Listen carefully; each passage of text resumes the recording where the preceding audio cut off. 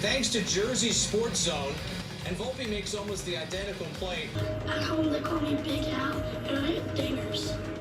Remember that young man, Big Al? The Minnesota Lynx select Diamond Miller. Video courtesy of Jersey Sports Zone. It's an incredible goal, so that's a nice one. It's deserved of number one. You got my food. Number 2 New Jersey high school football. Here on Jersey Sports Zone. It's getting to be that time. We're almost at the state championship level in football. We've already crowned state champs in soccer. It's here, Jay. I know. Playoffs, we're in the thick of it right now. We were just at Franklin yesterday, Sunday, putting in work for the non-public state championships, and that really set the tone going forward over the next 2 weeks here. This is Beyond the Score, episode 12, presented by RWJ Barnabas Health. Let's be healthy together. I'm Rich Krampanis. He's Jay Cook. And we're excited for this week's episode because we got the whole team with us. Yeah, they're right over there. Coming up a little bit later in the show, James Mooney and Tyler Mroz. We're going to talk South Jersey football. We're going to talk about those soccer state championships. And like you said, Jay, this is the time that we're most excited about. And a special thanks to everybody who's been listening, watching, downloading the pod. I ran into a couple people. Sometimes we have this fear that maybe it's just you and I are talking to ourselves. Yeah. And today we got 2 more, so we're not talking to ourselves completely alone this week. People are listening, and we're really excited about that. We just wanted to thank you for taking the time, and it's been great doing this, and we're really going to get into the weeds this week with some big time matchups in soccer, football, and then we're going to talk about something at the end of the show that you got to experience, which was a little dose of ESPN action. Yeah, it was pretty cool. We'll get into all that in a little bit, huh? All right, we'll be right back. This is Beyond the Score podcast, episode 12. Let's get rolling right after this. It's one thing to win one award, but it's another 46 things to win 46 awards. New Jersey's most comprehensive academic healthcare system. Learn more at rwjbh.org/US News. We've got 11 weeks of high school football in the books, technically 12 because of week 0. But week 11 was awesome. And we've kind of talked, I feel like the Northern Highlands Ramapo saga has taken up a lot of time in the podcast already here. And just when you think, are we doing too much? Are we overhyping it?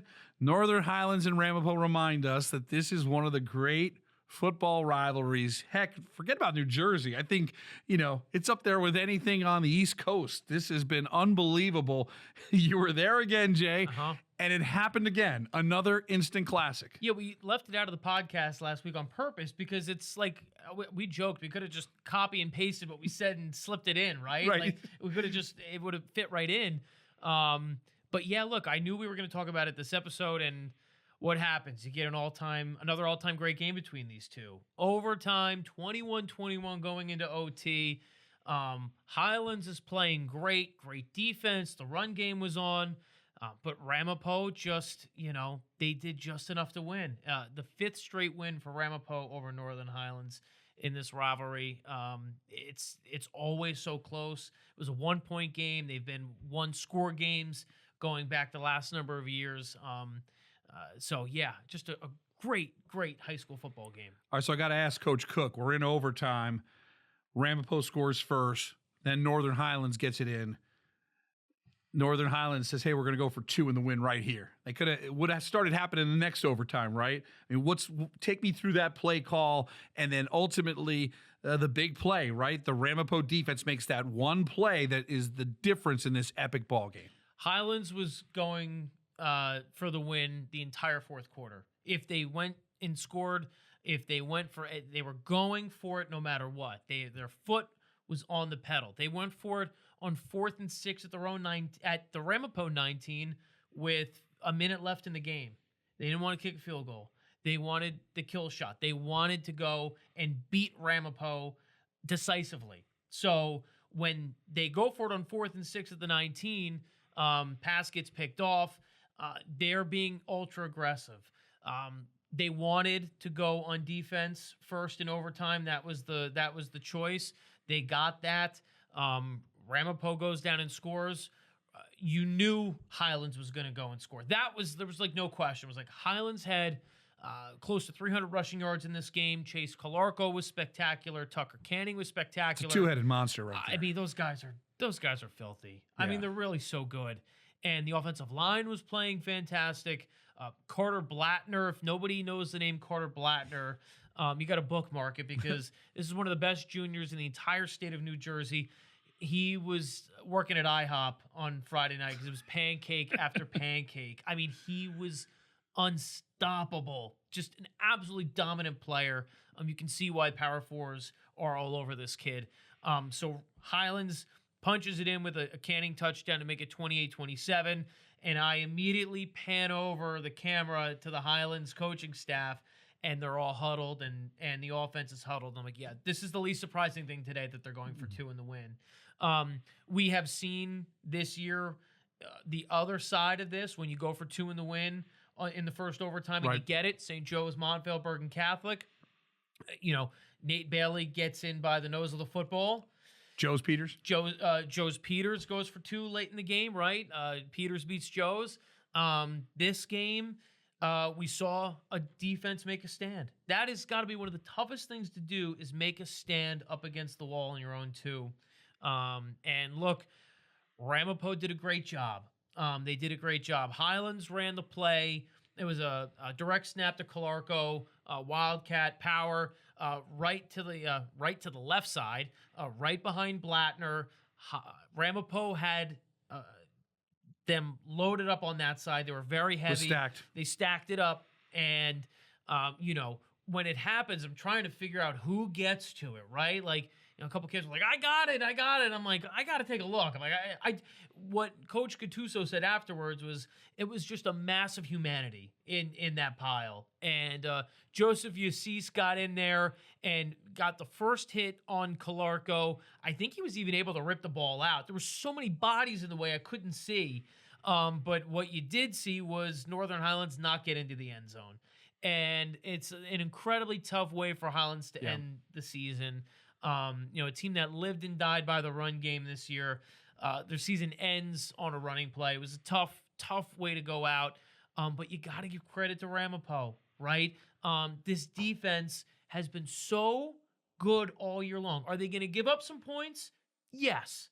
But when you need a stop, they're going to come through. They made 3 fourth down stops in the second half of this game to keep Highlands at bay. Highlands did not score in the second half other than in overtime. So a 28-27 win for Ramapo, and now the ticket they draw is another trip up to Peaburg on Friday night in a rematch of last year's Group 4 state semifinal. So that's lining up to be an awesome game, and Ramapo has a ton of momentum right now. So they look very, very good. It's amazing that we get this more or less 2 times a year, every year. Yeah. And it's a credit to these two programs at Northern Highlands and Ramapo. And I think going along with what you said, the 2-point stop is in our top 10 plays this week, and it's Ramapo defense. That's how I slugged it. Because that's appropriate. Yeah. We didn't want to fill up the entire screen with 11 names, but honestly, it seemed as if all 11 deserved to take credit for that.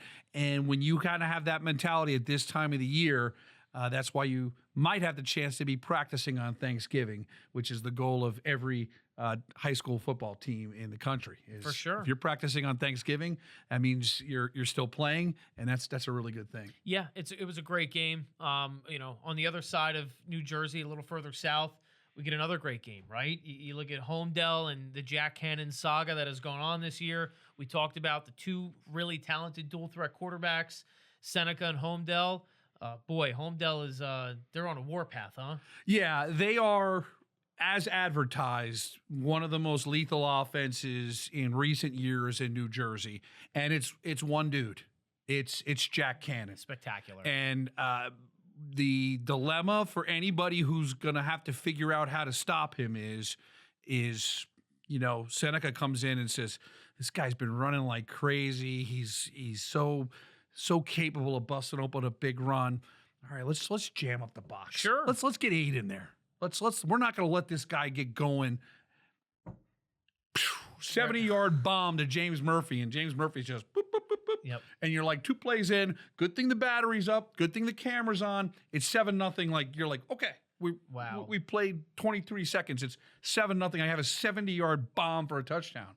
So now, then you're like, okay, let's try and let's get a little cover 2 action. Let's get to. Oh, now Canada's got some room to maneuver, and that's what the problem is. And then if you're the Holmdel defense, you're like, we stop it 2 or 3 times, we're going to win the game. That's the mentality, right? Yeah. 1 or 2 stops. Let's paint this in, and James would back this up when he comes in a little bit later. Seneca has an outstanding defense. Sure. They have given up 10.9 points per game heading into this. This team is accustomed to slowing people down and shutting people down. They did slow Holmdel down, and Holmdel scored 41 points. And Canada had what, 300 yards? 301 yards, 4 touchdowns, and statistically, that is one of his subpar games.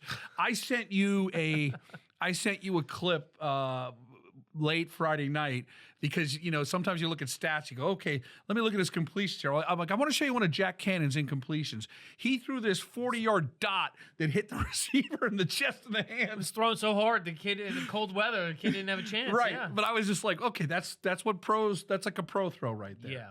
So I'll tell you what, I want to pull this up because I got the kick out of this. Yeah. This was in our top 10. So I love this formation. If you're listening on the pod, make sure you watch it on YouTube or you watch the Holmdel highlights. So in the middle of all this, Seneca's trying to figure themselves out. It's early in the third quarter, and maybe they're like, okay, we know what they're doing. And then Coach Noel Cavanaugh brings out this crazy formation. He goes twin receivers out to the right, and then he puts 2 offensive linemen all the way out to the right side. Now, I was going to ask them what the play call was but the coaches get sensitive about that kind of stuff. So I'm going to go ahead and name this play. Okay. So it's like, I'm going to call this Empty Hive Rico, which is these 2 guys have left the hive. Okay. They've left the hive, the Hornets hive. These guys are the right receivers right. And then I just go fire Cannon. Cannon, okay. Now you've got Cannon with just 3 offensive linemen and all this space. Right. And now he comes in, guys do a good job of blocking. It's 1-on-4, and he just gets past those guys. Later. 65-yard touchdown run. Later. And now if you're Seneca, or if you're anybody going, we're dealing with this, we're dealing with that, and now we're going to throw this at you. So I love that Noel Cavanaugh was like, hey, it's November. Let's dip into the playbook. And so that was That's like a Ben Johnson play right there. That's what it looks like. Yes, there you go. So you like that call? Empty Hive Rico. If Holmdel wants Fire to use Cannon, this. yeah. Okay. Empty Rico. I think that's the play call. It's clever. Hey, and what a moment. This school's been playing football for 53 years. They made it to one section final a long time ago. Yeah. And they finally did it.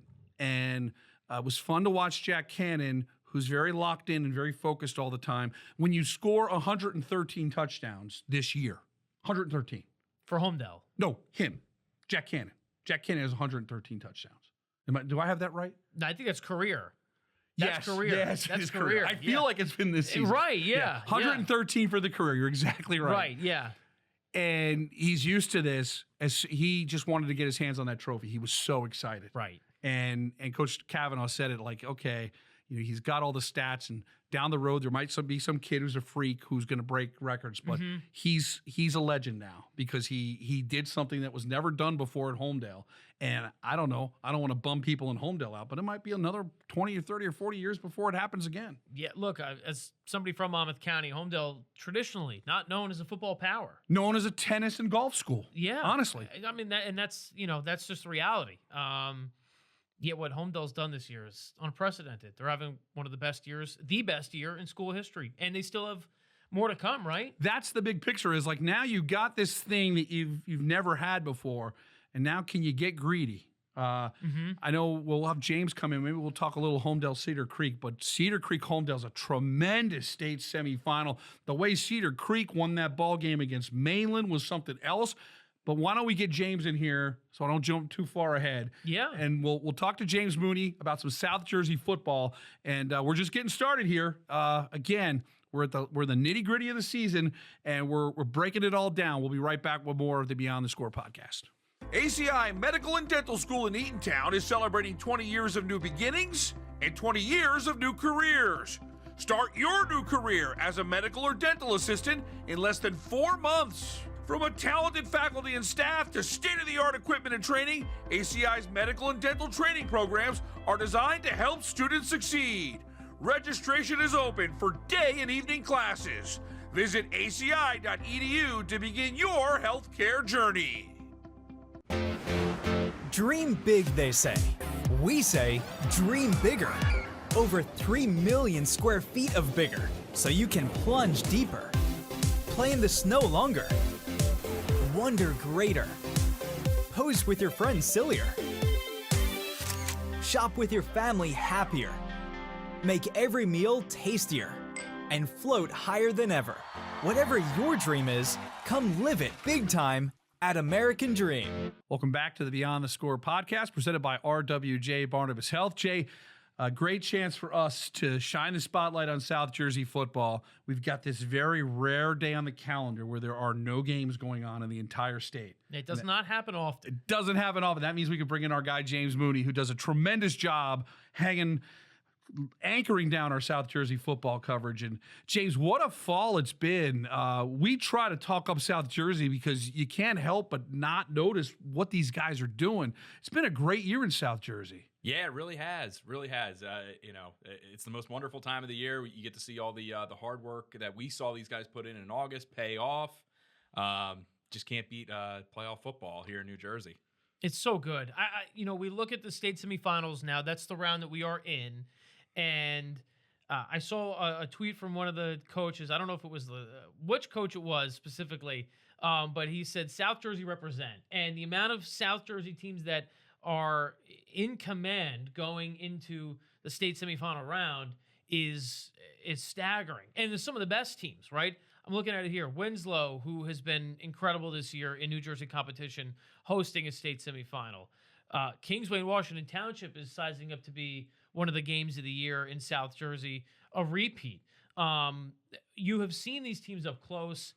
The level of football for the people that are in other parts of the state, how would you describe what it is like this year with the amount of high-level talent? I mean, you look at you started with Winslow, top public team in the state, pretty much wire to wire all year. They throw so much at you offensively, defensively. You're talking about a dozen Division I recruits. Right, that's a ton of guys. Yeah. Washington Township, that is a total team. Every week, somebody else shining for them, but they just continue to find a way to jump out to big leads and then just lean on teams. Glassboro, another one of the powerhouses down here, just loaded from top to bottom. We'll get to see Cedar Creek having a heck of a season, playing against Holmdel. There's a lot of high level football down here, and it makes week in, week out so much fun. Probably maybe one of the best games in the entire state was that Cedar Creek Mainland game. What was your take on that? And I thought a lot of people in Holmdel thought, hey, it's going to be Mainland Holmdel. And then it's like, well, hold on. Cedar Creek changed the script pretty quickly there. Yeah, very quickly. Our guy Tyler Mroz covered that game. Easily one of the games of the year down here in South Jersey, even all of New Jersey. All of New Jersey. Yeah. I mean, that was such a fun game. Cedar Creek takes the lead with under 20 seconds to go, a 65-yard touchdown to Gian King. It's, games like that, you just...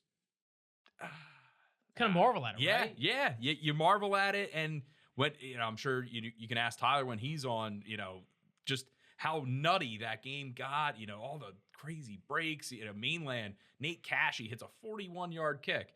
By the way, a high school kid hitting a 41-yard kick is a true rarity. At this time of year, too. Right. And so that game had everything. A great win for Cedar Creek and James Melody bringing home their first sectional title since 2021. I think one of the most interesting games this week, this is in the entire state of New Jersey, by the way. We'll get to some of the other ones too, but Kingsway and Washington Township, again, right? Our guy Mike Frankel was at this game a couple weeks ago. An incredible game, a heavyweight battle. We're going to see it again now. What do you think both teams are going to take away from that game? And what could we kind of expect from both of these teams? Because Look, Group 5 is down south, is really sizing up to be one of the strong suits of this entire region. Yeah, round 1 was a Game of the Year candidate, and round 2 certainly has the makings of a Game of the Year candidate. Worth mentioning, Kingsway picked up a couple injuries in the sectional final. Okay. So hopefully they'll be healthy and ready to go because they're going to need to be. This Washington Township team has guys on the line at the skill positions. They've got a veteran quarterback in Cole Aquino.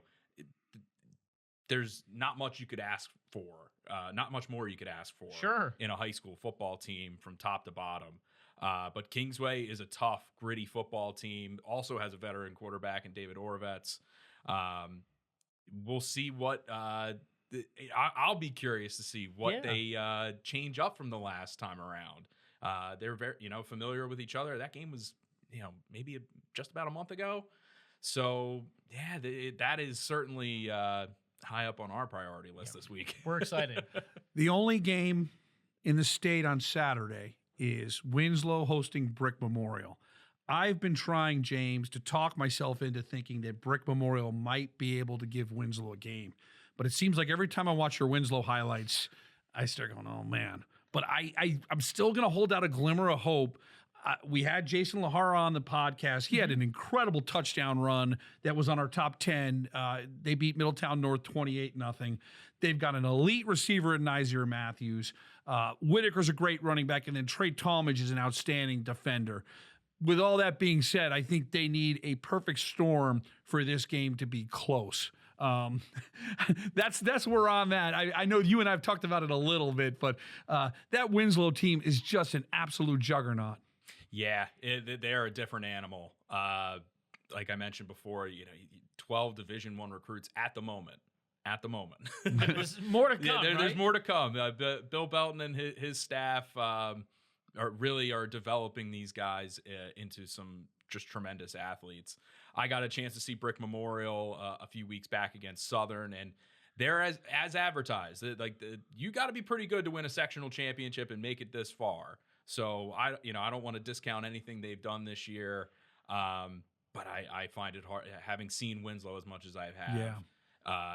Eventually, that Winslow team will roll. The Eagles will take off and never look back. I'll be curious to see how Jason Lahara will deal with the defense of Winslow. That is a nasty unit, and it all starts up front with Robert Karstarfin. You've got Benji Carter, Kamaj Matthews, just to name a few, and they can get after you. A few quarterbacks could attest to that down here. Thank goodness they're playing on a Saturday.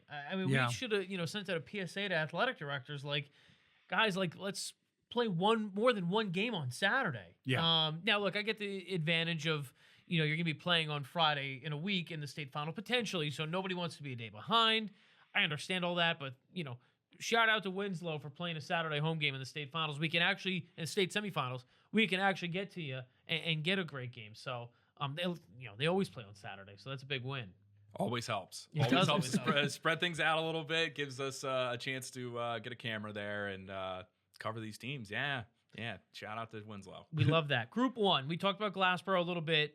They have won 25 straight games. They are going to be hosting Burlington City on Friday night. Glassboro, what would you call them? A buzzsaw right now? I mean, you really have to play beyond a perfect game to beat them, especially being a Group 1. How much momentum do they have?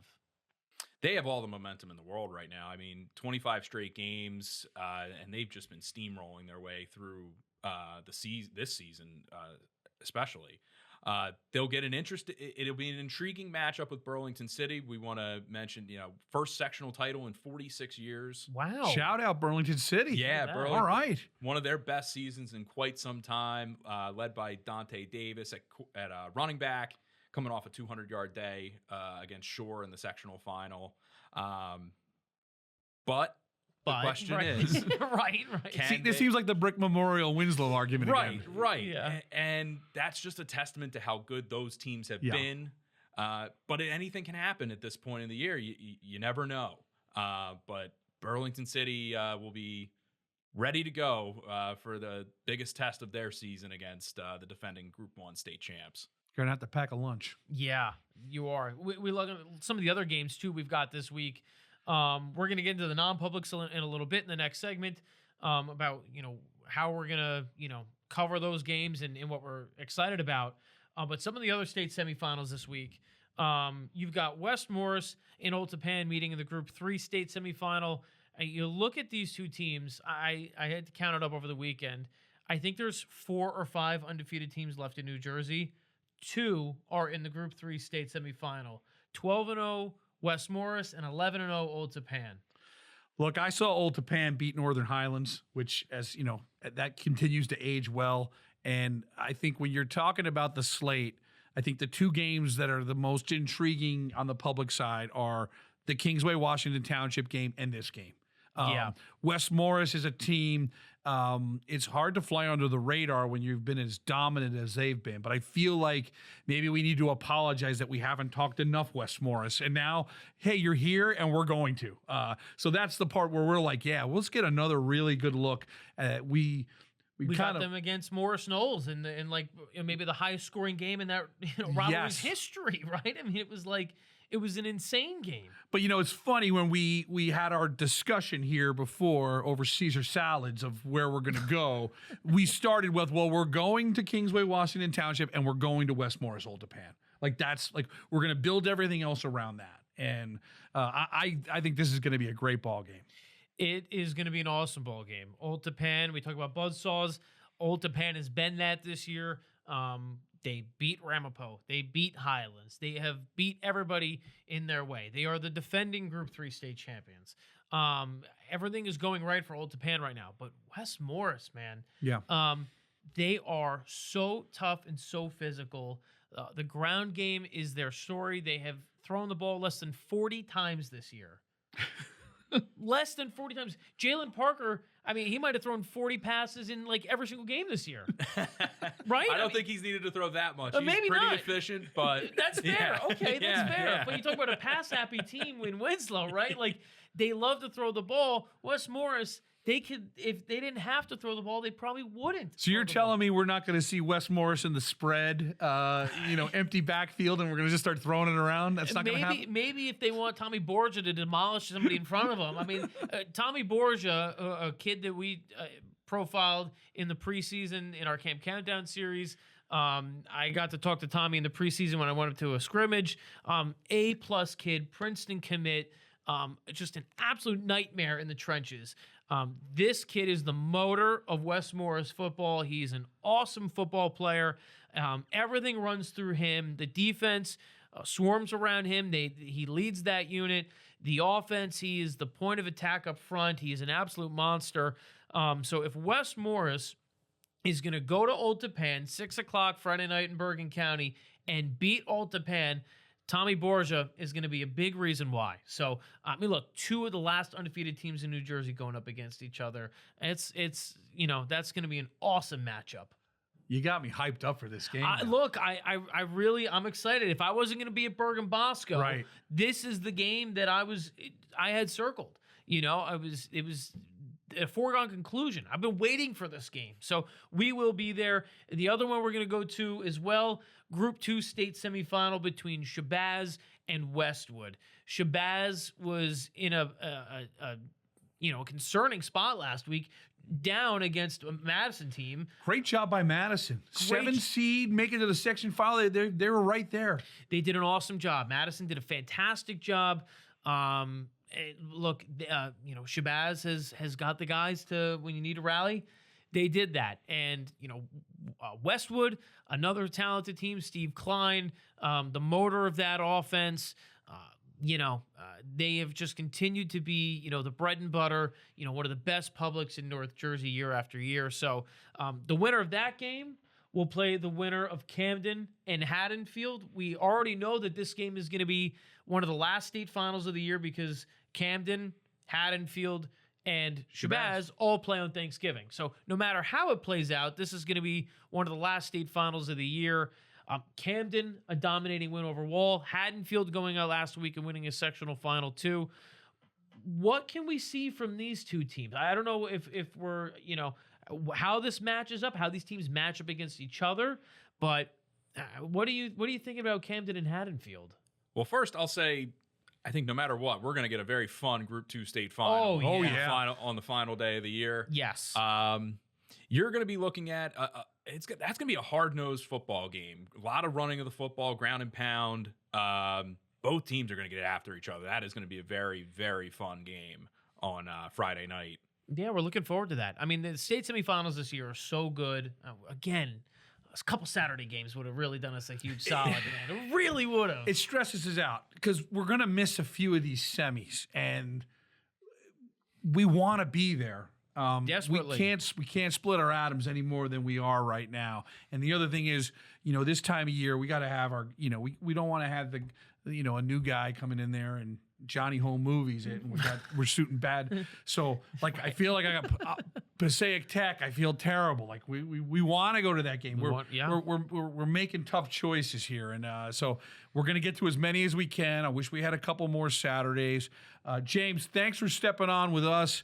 You're doing an awesome job. I see all these South Jersey guys in the NFL. South Jersey football is so good. Yes, and I'm glad that you're bringing the spotlight on it. Sometimes I think in the whole scope of the state, sometimes you can say maybe South Jersey is a little overlooked. Not here at Jersey Sports Zone. No, we try not to. No, and they give us plenty of reasons to keep looking at them. Yeah, a lot of good guys coming out of this area right now, and it's been a lot of fun to see. Big thanks to James Mooney. You can see all of his South Jersey coverage every day on JerseySportsZone.com. When we come back, Jay, we're going to talk a little non-public state semifinals. Yeah, it's getting juicy. We'll be right back. No one plans on heart disease, but everyone should have a plan for it. We help patients of all lifestyles and medical histories plan for healthy hearts. We offer convenient screenings without judgment, hundreds of preventive programs, and women's heart specialists. And we're the largest cardiac surgery program in New Jersey. Make plans for a healthy heart with RWJ Barnabas Health. Let's be healthy together.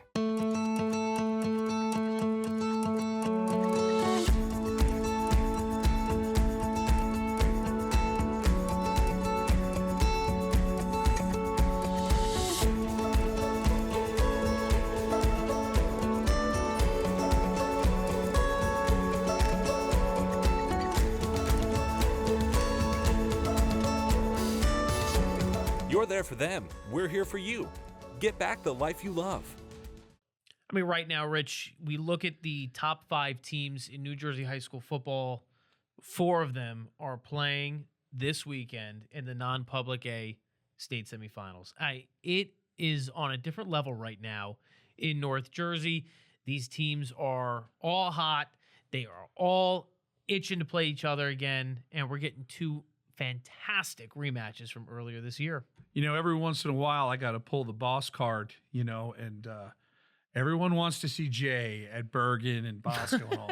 So I pull into the parking lot and where's Jay? Where's Jay? And I've been able to see Joe's and Bosco and Peters. I hadn't seen Bergen yet. And I was excited to see them. And first of all, they're locked in. Okay, it's all business right now in Ordell. Vito Campanelli is maybe one of the nicest humans on the planet, and I wasn't going to go over there and exchange pleasantries with him. I don't ever say hi to him before a game. He's locked in. Yeah, and that was a business session there against St. Joe's Metuchen. And hey, great job by the Falcons this season, getting a 5 seed in that bracket.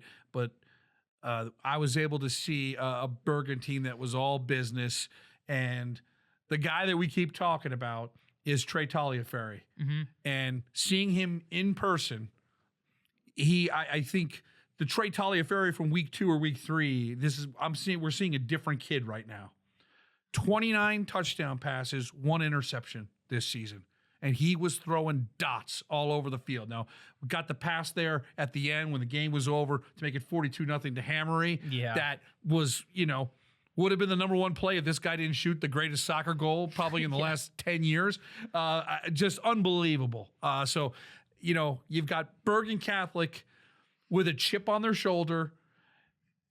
we almost forget they've won this thing 4 times in a row, which is insanely hard to do. And now for them to fight, Pete, they've got to beat their nemesis, the guy they lost to in Don Bosco, and the rematch back in Ramsey, Jay.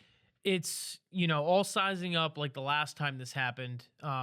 We had Nick Minicucci on the podcast a month and a half ago. He was the last from Bosco, before Bosco would beat Bergen this year, to do it, right? So you look back on that year. Bosco beats Bergen in the regular season. Bergen beats Bosco in the playoffs. Does that happen again? We are going to find out in 4 or 5 days. Bosco is on an absolute tear right now. I mean, they are playing as good as football as they could possibly draw up and scheme up. I mean, they are so locked in right now. The defense is incredible. The offensive line in the preseason was one of the biggest concerns that people may have had.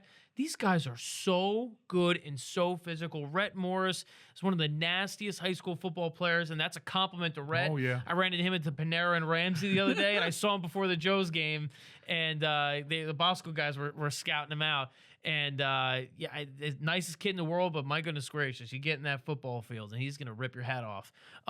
Bosco is on fire right now. Bergen, I mean, could you be any more jacked up than Bergen Catholic right now, going back on the road to Bosco in a state semifinal and trying to beat them? So those kids are going to be antsy in class this week. It's going to be tough to lock down on world history. Yeah, which I think Vito's a history teacher too, so he's going to, maybe have to take out a couple detention slips. A little relaxed syllabus this week. You'll see what happens. But look, I mean, Bergen Bosco 85. We had to do the math. 85. This is going to be the 85th Bergen Bosco, one of the biggest in the last number of years. I mean, look, they've played in the state championships and all that stuff, but for Bergen to go on the road to Bosco after losing to them in the regular season is a unique setting. You talk about, I mean, that game, the last time they played, I think they said there were 7,000 people there, something in that range. It was ridiculous. I would imagine the crowd going to be similarly as massive and rowdy and crazy and all that stuff. It's going to be an absolute war in Ramsey on Friday night. So just an absolute dandy that we're going to get. You feel like we're getting 2 state championship games this week, and then we get one after that, right? It's like you get the kind of the clash of the Titans, and this is what we wanted. We wanted these 4 to figure out a way. We said at the beginning of the year they were going to beat each other up, and now we arrive, and it can happen again. And the other semifinal is in Jersey City at Caven Point, St. Peter's Prep, St. Joe's Montvale, the rematch. You shot the first game, 2-point conversion ultimately decides it for St. Peter's Prep. This time around, I feel like Joe's is a very different team from that time in Jersey City. Would you say? Yeah, very dangerous. Very, very dangerous. I was at St. Joe's Montvale, Del Barton on Saturday to get a look at that. I wanted to see Del Barton again. I mean, look, there's been times where we talked about it. Del Barton could absolutely ruin somebody's season. Right. Joe's put the finishing touch on Del Barton this year. The defense was incredible, held the Green Wave to 40 total yards all game long. Cam Amy did a fantastic job. The Gray brothers, Taj and Chaz, did an incredible job of just absolutely wreaking havoc in the front 7. If you're wondering how locked in Joe's is, Augie Hoffman was the most unexcited coach about winning a playoff game I've ever seen. He was like, okay, we won, great. They were back in there 9 a.m. on Sunday morning. I saw the videos on their football account, lifting hard 9 a.m. the next morning after a playoff win. It's all business right now. They are so locked in. I would not want to play Joe's right now. Now, on the other hand, St. Peter's, how good have they been this year? They were the ones to beat Joe's. They beat Joe's. It's the reason they got the 2 seed in this tournament. That's why they're home. That's why they're home. That's why they're not at Montvale on Saturday. They beat Joe's fair and square. Now, look, Nate Bailey did not play in that game, and we have talked about this a number of times. Nate Bailey is an X factor you have to account for. I said it in my highlights the other day. I can't think of a player who's harder to tackle than Nate Bailey. And you watch the video, and you go, How does he do it? How does he do it? Week in and week out, drive after drive, Nate is just proven to be one of the absolute most well-rounded players in all of North Jersey. Does his impact and his return to this game mean something? Yes. Is St. Peter's Prep accounting for that? Yes, they have to. They'd be silly not to. But St. Peter's is going to have to go defend their turf at Caven Point one more time, and they're going to do it against a very dangerous St. Joe's Montvale team. So, Tyler Bell, can we just talk about Tyler Bell real quick? He's so good. Yeah. I mean, you're going to see a guy who maybe has thrown 1, 2, 3 interceptions all year. I don't have the stats in front of me right now, but this is one of the most efficient quarterbacks in the state of New Jersey, especially in North Jersey. Tyler just doesn't make mistakes. It's very rare that it happens. Super underrated. Another guy that completely look, we've talked about him. We probably should have talked to him about him a little more. I saw him against DePaul in a loss, and he fits the mold. He's another on that line of great Peters quarterbacks. They've had so many, and he met that standard. The thing about this game to me, and again, I'm shooting the Bergen game, and I'm waiting for everybody's stuff to come in, and it's so easy. Especially when you have our younger people that are working, you say, Joe's beats Del Barton 35-0. I'm gonna see touchdown. You give me all defense, and no touchdowns. I dig it because I'm like, oh, okay. This is the story of this game. So again, it's real easy for people in our field to say, hey, we're going to show running backs and wide receivers and quarterbacks. The guys on that Joe's defense, they've got some dudes on that defense. So I'm fascinated to see them matching up with a Peters offense that's capable of putting up a crooked number. Oh, yes. They got the 2 running backs, Abdul Toure. What's he going to do? Remember, he was at Vianney last year. This is going to be his first big-time taste. Like, what's he going to do in a high-profile game? There's a guy who's got offers. If he gets 150 yards against Joe's, he's going to get a whole lot more offers because it's a weighted thing, right? It's one thing to run for 210 against a public school in week 2, and it's another thing, state semifinal, trip to MetLife on the line. These kids are going to have a chance to really shine, and it's just going to be who shines the most because both sides are capable of writing the script of getting to MetLife. Absolutely. Yeah. Defensive backfield for St. Peter's Prep, too. Incredible. Tyre Clark, I just saw recently got an offer from Michigan State. He is one of the most athletic guys I've seen in a long time. I mean, I don't know if he runs a triple jump in the spring or something, but holy crow, he's a major athlete. I'd love to see him in the spring running track. Jordan Rodriguez, another one of these staple core players for the St. Peter's Prep defense. It's going to hinge on those guys. Those guys are going to have to come up and make some big plays, force some turnovers. Talk about St. Joe's defense. Taj Gray. Yeah. He looks like he's enrolled at Ohio State right now. That's what he looks like. And not committed, and I'm not, saying anything, but this is one of the most highly recruited 5-star sophomores in the entire country, not New Jersey, country. I'm big on Cam Amy. Cam Amy, the defensive line coach at St. Joe's, after the game, I'm grabbing Cam for an interview, and he's most slept on DE right here in the state. I'm like, yeah, I believe it. 4 sacks against Del Barton. 4 sacks. I'm telling you. Yeah.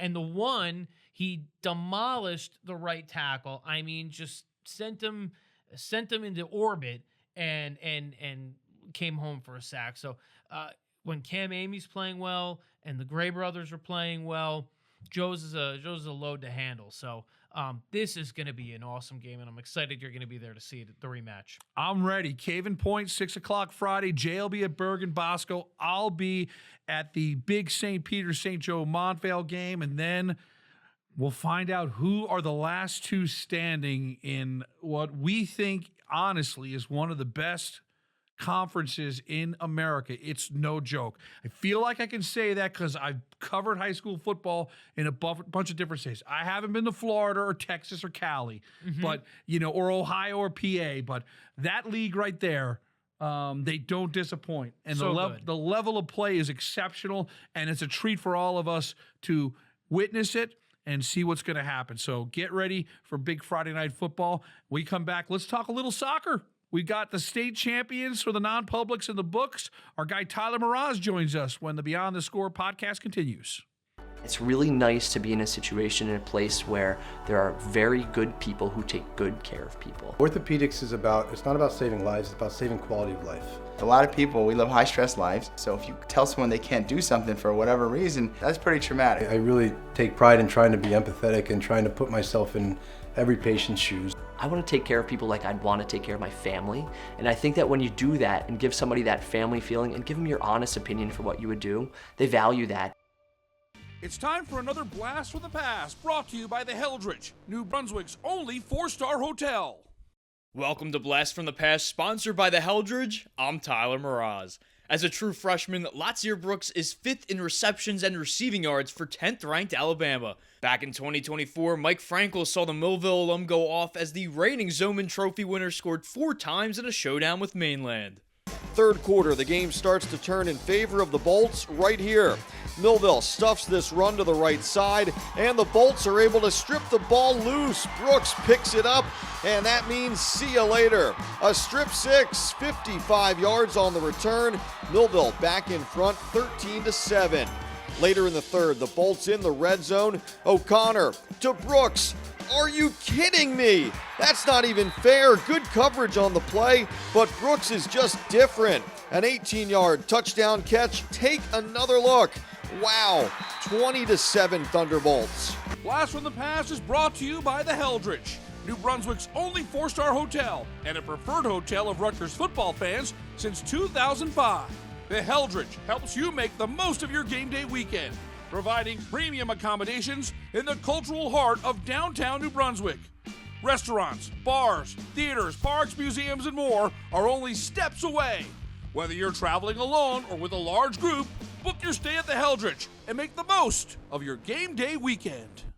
You know, it wasn't that long ago, Jay, that good old Lotzier Brooks, he wasn't at Bryant-Denny Stadium in Tuscaloosa. He was in South Jersey at Millville. I mean, it happens that quick. It does. Yeah, it does. Lotzier, our reigning Zoneman Trophy winner, an incredible high school athlete in his time in South Jersey, even the state of New Jersey. We saw him in some monster games. And, you know, one of those performances was what Tyler just looked back into on this week's Blast from the Past.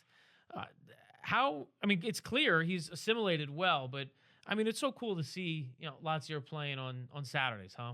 I mean, not only is he just playing on Saturdays, he's a true freshman in the SEC making meaningful plays for one of the best teams in the country. So, I mean, the fact that he's been able to do that in just his first year, I mean, it's not really surprising when you look at his high school tape. I mean, wasn't he on the top 10 plays with that crazy moss? You got mossed, yeah. Yeah, that's what it was, yeah. Just an unbelievable cat. One of the first things I did with Jersey Sports Zone was helping James Mooney present the Zoneman Trophy to Lotzier, and just watching his tape, it's really not surprising what he's been able to do in just his first year. That's pretty cool.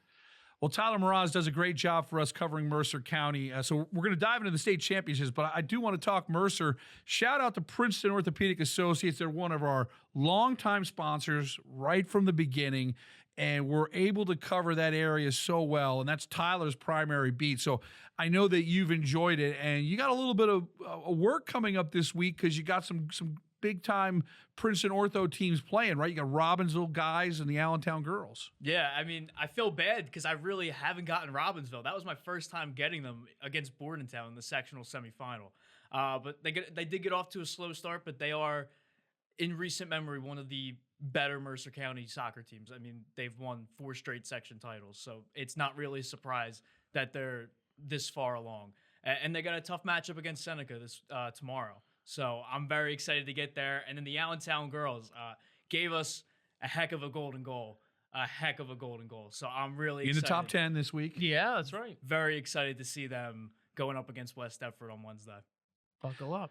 So we were at the state championships. You got to see the #1 girls team in the country. I think the United Soccer coaches don't need to deliberate anymore. No, right? Rutgers Prep is still the best in America. You got to see them the last 2 rounds, Tyler. So as someone who's maybe looked at them from the outside, what's it like when you walk in and you see a #1 team in the nation that Rutgers Prep is? I mean, it's absolutely surreal. The talent on that team is absurd.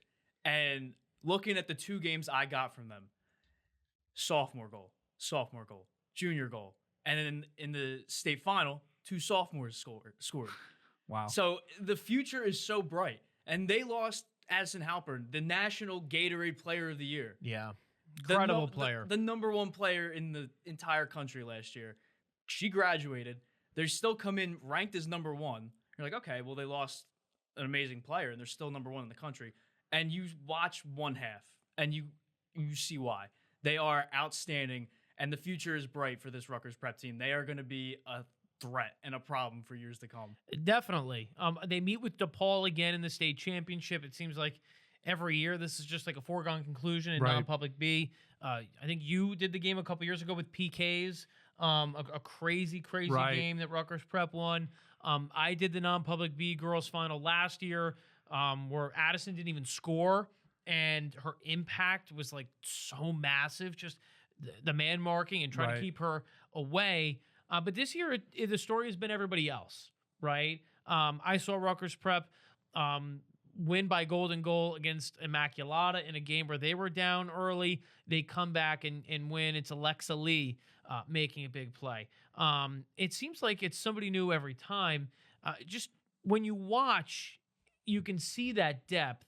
How cool is it to see up in person, just making substitutions, having kids come in and out, and there really being no drop-off, right? No, not at all. And Kyra Lormill had a great game against Princeton Day. Also, shout out to Princeton Day. Won the CVC for the girls. They had a tremendous year, and they got to give credit. They played Rutgers Prep very well. But, I mean, these Rutgers Prep girls, it's someone different every game.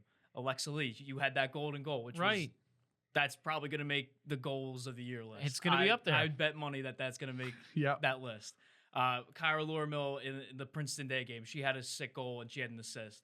And then Brooke Bredesen got the scoring going in the 68th minute. So, I mean, just when you have a team like that, they don't have that one player that's dominant.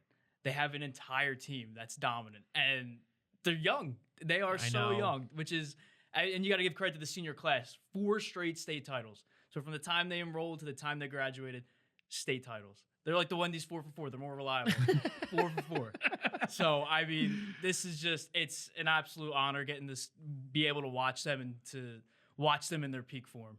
47 straight wins. I still keep thinking back to that game I shot where Pingree had the lead on them. And then it got lightninged out. Yeah, it could have ended there. Yeah, but they still had another 55 minutes to work with, that's a lot of time. A lot of time. I'm not giving Pingree the win there. It's just a figment of our imagination. It's a no contest officially. No contest. It's a no contest. The other non-public girls game is another mega team. Paul VI, we're hyping up Rutgers Prep, rightfully so. They're the #1 team in the country. Oh, by the way, the United Soccer coaches are going to have to decide, is 7 too low a number for Paul VI? Probably is. Do they need to be a top 5 team in the country? Because everything that they did was incredible. And Paul VI gets the win over IHA. They only needed 1 goal, and they just needed some legal counselor, right, Tyler? They just lawyered up. Laying down the law, like James Mooney said. Yeah. I mean, that was just an unbelievable goal. And Eleanor Lawyer scored the goal. Oh, man. Got a little tongue-tied there. That's all right. I mean, that game, we looked at that game, right? And IHA coming out of the North was a great team. They beat Pingree. But it almost was like a foregone conclusion of like who was going to be up against Paul VI and how is somebody going to match up against them? Paul VI goes into the second half and a great shot. And sometimes that's all you need in a state championship, right? One incredible shot, one incredible goal, and then you're lifting the trophy up. So, shout out to Paul VI girls for making that happen. That's a special moment for a really, really good South Jersey team. I mean, that's the beauty of sports. Sometimes one moment can define a whole season. And that goal, amazing goal. And it caps off a tremendous year for Paul VI, undefeated, non-public A champions, one of the best teams in the country. I got to see them against Red Bank Catholic, and they looked, I mean, there's very few words to describe it. They looked amazing. So, Yeah. I mean, being in the South, you know, you see these South teams succeed, you know, you're always happy about that. So, I mean, a nationally ranked team, they absolutely deserve that. Well, it's going to be interesting to see how the public girls play out because we've got 2 more nationally ranked teams that are in the mix, Westfield and Ramsey. So just a testament to this state's soccer prowess when it comes to girls. And a big thanks to the girls. We were talking about it earlier. This might be the best year as far as quality of girls' goals that we have gotten this year. And Tyler, I know that that's your project here heading into Thanksgiving is you're going to get the girls and boys soccer goals of the year ready. So when the season ends on Sunday, maybe like a pre-Thanksgiving, we're going to get that out and let people vote and let them argue and decide what the best goal was. But you're going to have sometimes some years you might have to hunt and peck to find a couple. Like as you said, I think it's going to be easy for you to put the list together. Absolutely. I mean, the quality of the goals, top tier. I mean, absolutely top tier. So I'm very excited to deep dive into our top plays folder and get to pick out, hopefully, a great list that will be out pretty soon. Yeah, don't email Tyler all angry either. Like the goals are all so good, right? So don't send him like angry emails or anything. Here's the other thing: we get these great goals. And they're shot, and they're like they look this big. Like we can't. The user submit the submitted goals, I should say. Yeah, right. We can't use those. It's just it's so just doesn't work. And it doesn't mean it wasn't an awesome goal. It was like there were. So we get a lot of goals sent to us and we appreciate it. But it's just like the reason we don't post it is just like it's just the video quality isn't there, and that's not your fault. It's just reality. We've got these real expensive, super high broadcast quality cameras, and we've all worked really hard to shoot really well. So that's the deal. So I'm glad you brought that up. Yeah, I mean, look, we get it all the time. Like a couple angry parents, like, "Hey, look, man, don't get mad at us. Like we're going this extra mile to do this." The goals of the year has become one of the most watched in traffic posts that we do all season. So yeah, it's a lot of fun. And Tyler, when you do this, you're going to put them individually on social media, but do the master reel. I love looking back on the master reel year by year. It's so fun, and I think this year, especially on the girls' side, I think it's the best run of girls' goals we've ever had in 9 years of Jersey Sports Zone. It's going to be fun for you to put together. I can't wait for it. I'm super pumped for it. A big thanks to Tyler Mroz for joining us. And we just talked about the girls. We talked about awesome goals.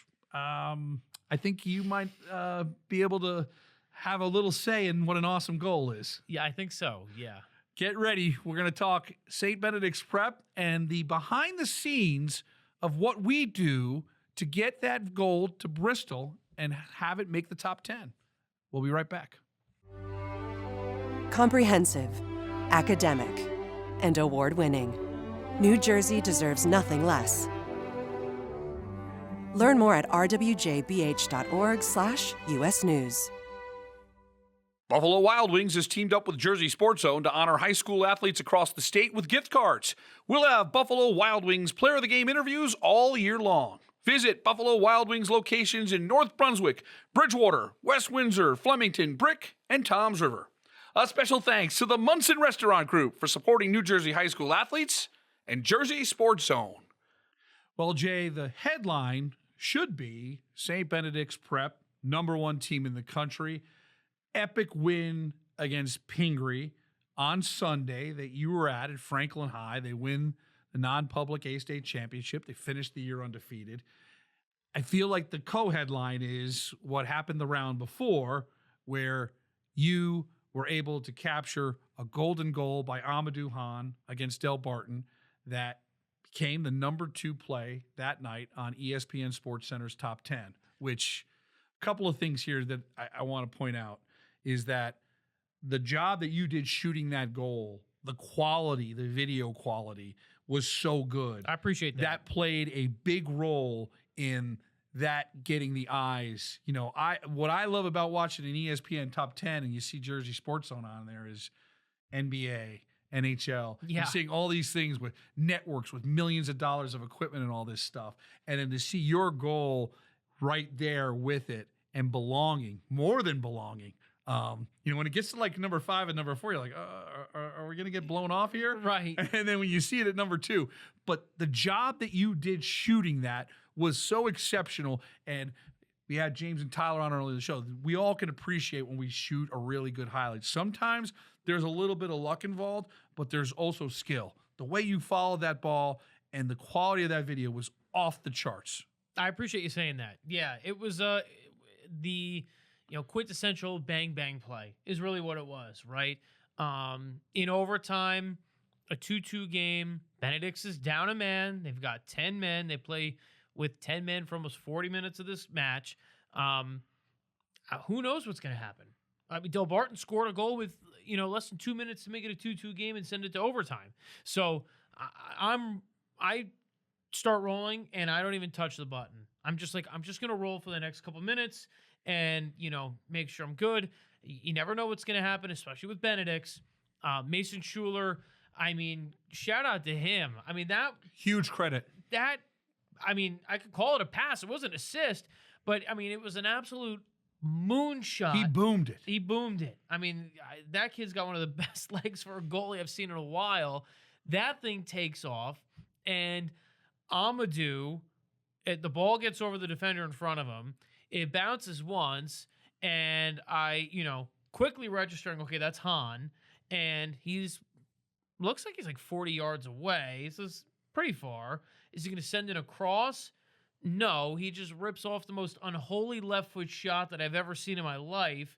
And the ball, I wish I was standing behind the goal to see the trajectory through the air that this shot took. But the Del Barton goalie, what can you do? I mean, the ball was just an absolute rocket, missile, whatever you want to call it. It had a life of its own. It went in.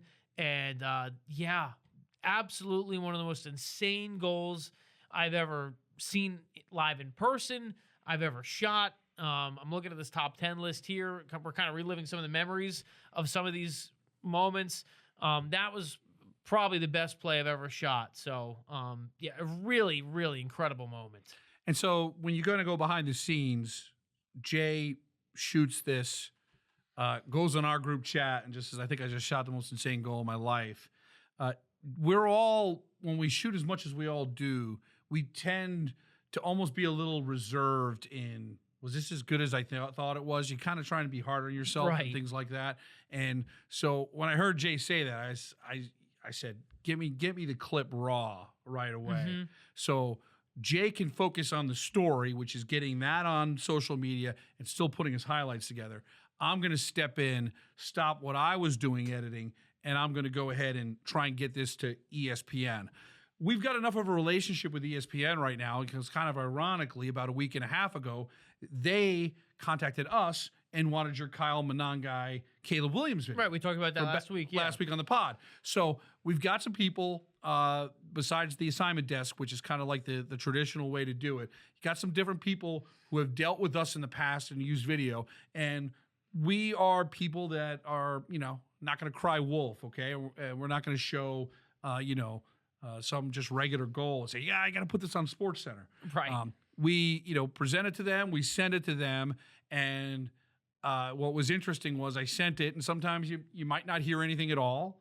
Sometimes you might get a response a couple hours later. Almost instantaneously, they were like, thanks for sharing this with us. We're going to pass it along. And then they immediately downloaded it. So then I was like, okay, they're seeing what we're seeing, which is like, oh, okay.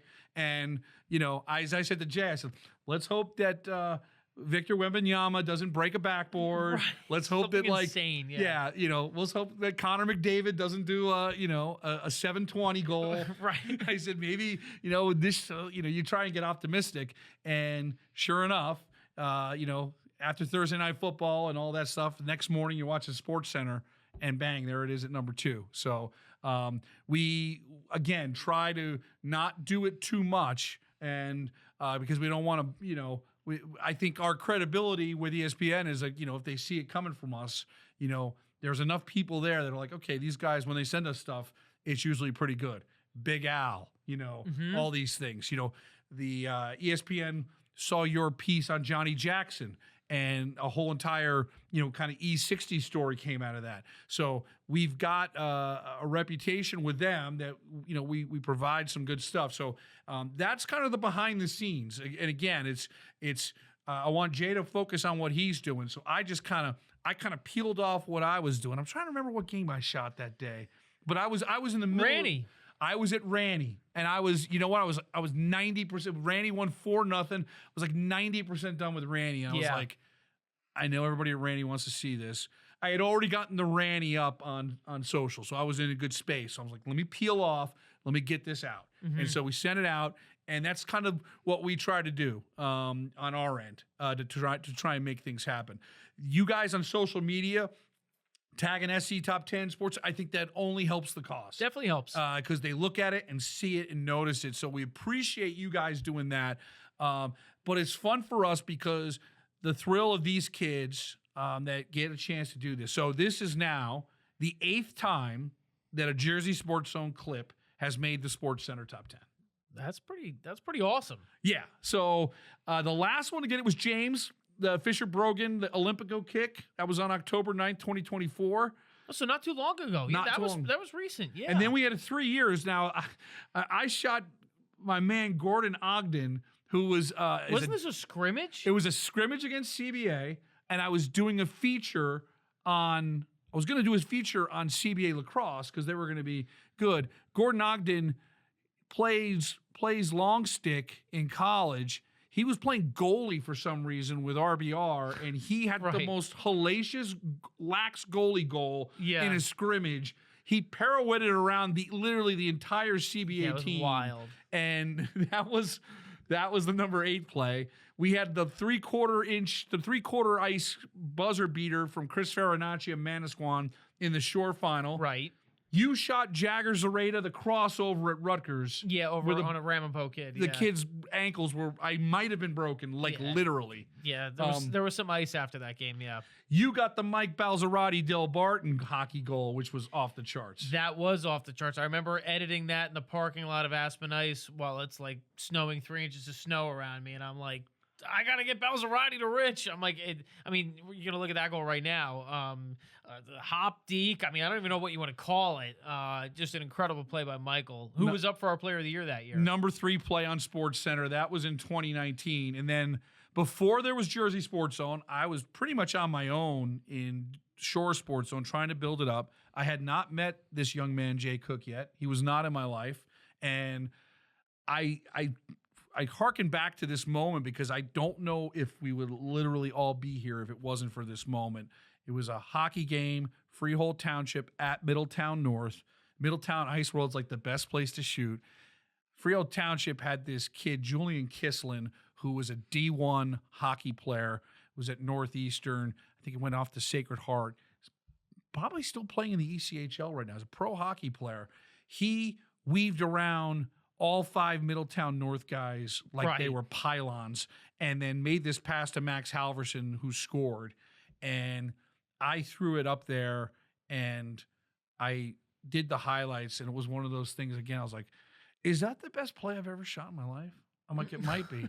So like at 11 o'clock at night, I made it its own clip, and I put it on YouTube. And I remember I did it, and then I was like, boy, I should have put our logo on there. And I did. And so I made 2 versions of it. The 2 versions both went viral. Yeah. They both did over like 200,000-300,000. It was the number 1 play on SportsCenter. And that back then they had a lot. It was like before First Take and all that stuff. There was a lot of morning SportsCenter. So I saw it on like the 11 a.m. SportsCenter, and I was like, what? I almost fell off my couch or whatever. I was like, am I watching this video I just shot on ESPN? It's the number 1 play on SportsCenter. They brought in Barry Melrose, like Mr. GOAT, one of the all-time greats. He talks about like they did like 3 minutes on the Kislin goal on SportsCenter, and then you went back to Freehold Township High School and talked to those guys. And those kids were out of their minds. They were just like, and again, I was just out there kind of on my own. And I again, that's when everyone was like, oh, wow. The level of Shore Sports Zone just rose. And then 3 years later, we expand across the whole state and we're all here and running. That play, again, in the history books, hopefully 100 years from now, is that moment is so special. And again, that happened very organically, and there wasn't kind of the process that we have now where we know people there and we can send stuff. But that moment was so significant. So when I see something, here we are, 12 years later, or we'll see 10 years later. 10 years later, here we are, and we've got this moment once again, and it all goes back to what we're trying to do here, right? Which is, Coach Breaker said it last week, which we really appreciate. It was very kind words. We're giving exposures to these kids in state, and we're going to have memories that they're going to be able to share the rest of their lives. And when they're older, and they are at Thanksgiving table, and they could be like, hey, you want to see this? This is what your dad did. This is what your mom did when they were in high school. And they're going to have that moment forever and watch it a million times.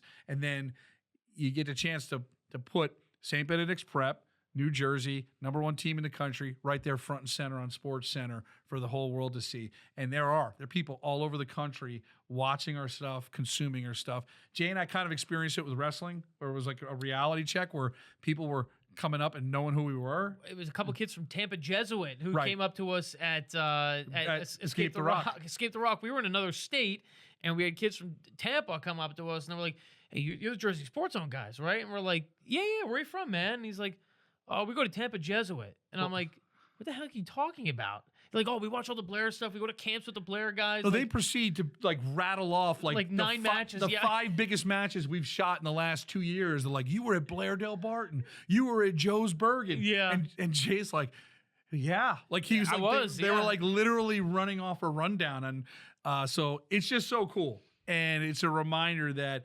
I always say this. I went on my LinkedIn to say this, that the secret sauce of Jersey Sports Zone is every kid out there that we're shooting highlights of. Yeah. Guy, girl, all the sports. That's why our product is so incredible. We play a part in it, there's no question, but it's these kids. We're going to go, and I don't know what's going to happen this week. I don't know. Clueless. We could get a bicycle kick. We could get a million things. We could get a Hail Mary. We could get something. But that's what's so cool about this. So it's just, we're excited for the kids that get to experience that. You're watching SportsCenter, and you're watching Wembanyama, you're watching Connor McDavid, and then you're watching a kid from here. It's just so cool. It's pretty cool, and all thanks to technology, a hotspot, and a laptop, and in a downtown Newark parking garage is where all that happens. So look, it's the little things that go into it, and thanks to our great community on social media for recognizing that play was awesome. They were fired up, and it was a pretty special moment. And thanks to RWJ Barnabas Health and all of our sponsors. They're the reason we're out there every single day capturing these great moments. And at St. Benedict's, I think they should at least have a plaque of Jay Cook, because you've been very good at that program, my friend. And again, it was really cool to see that world-class goal. When we had the thing with the Red Bulls too, when the Red Bulls were looking at our goals and they were like genuinely like, oh man, these goals are awesome. Yeah. It's really, really cool. So great job on making that moment happen. Thanks. I just want to say one quick thing. St. Benedict's just announced the passing of Ron Jandoli, who was a longtime SID communications guy in their athletic department and was one of the faces of St. Benedict's Prep Soccer. I saw Mike Kinney from NJ.com write a very poignant and beautiful article talking about Ron and his recent passing. He was a massive high school soccer fan. He played high school soccer at Brick Memorial, was very kind and helpful to me when I first jumped on the beat covering Benedict's. And I know that goal, along with many others that we covered through the years of Benedict's, would have meant a lot to him. So I just want to shout out Ron and the incredible impact he had on New Jersey high school soccer over the last couple of decades. So that comes with a heavy heart for sure. Well, appreciate that. Our thoughts and prayers with the St. Benedict's community. I'm sure they're While they're mourning, they're also celebrating another state championship. And as you said, he'd be very proud of that. Absolutely. Once again, another great week in New Jersey high school sports. Thanks so much for taking the time. You can download your podcast, our podcast, wherever you can get your podcast. I was on the sidelines at Bergen. I helped someone download the pod, Jay. I said, just type in Jersey Sports Zone and bang, it pops right up. I know exactly who you helped. Yeah, he's a big fan. Okay, so I'm hoping he listened to the podcast. Yeah. Thanks to everybody for listening and watching. And we'll have all the state semifinals this week. Big weekend of high school football. And then we'll get ready for the state finals next week's show. Should be a good one. I know. We're going to break it all down on Beyond the Score. We're excited about it. He's Jay Cook. I'm Rich Krampanis. This has been episode 12 of Beyond the Score podcast, brought to you by Jersey Sports Zone and RWJ Barnabas Health. If you have chronic joint or back pain, this is probably where you spend your time. Might we suggest a better destination that's close to home? RWJ Barnabas Health, where orthopedic surgeons designed the surgical implants that are now used around the world, and where you'll be cared for by the same doctors that treat professional athletes and rising stars. Get back to what you've been missing. Orthopedic care. Do it right. Here, RWJ Barnabas Health.